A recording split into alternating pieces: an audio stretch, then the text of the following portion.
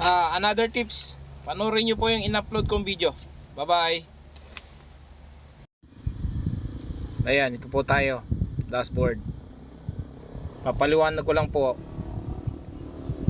Pag po ito itong joystick, ito yung pinaka joystick niya yan, pag binaba nyo yan kasi open na yan, kapag nyo po pinaandar to, yan, on.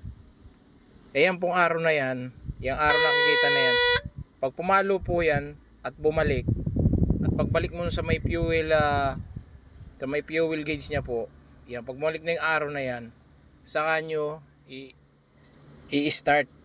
Pero ito po, hindi po i-start yan kasi nakababa po ito.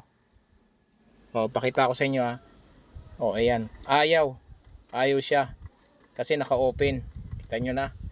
Ngayon, iaangat ko to. Ayan.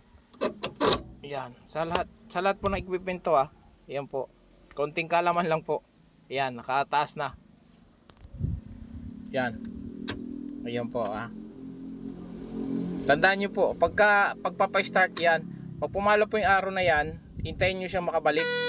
Yan, lalo ito sa fuel sign. Yan, pagbalik niya po sa fuel sign, yan, saka nyo po paandarin.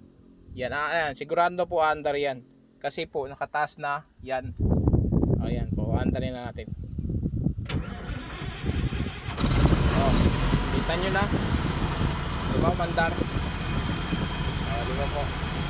Yan na po, napaka-simple tips lang po ang bibigay ko sa inyo.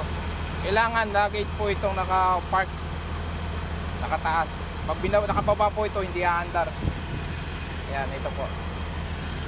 Sige po, bye bye.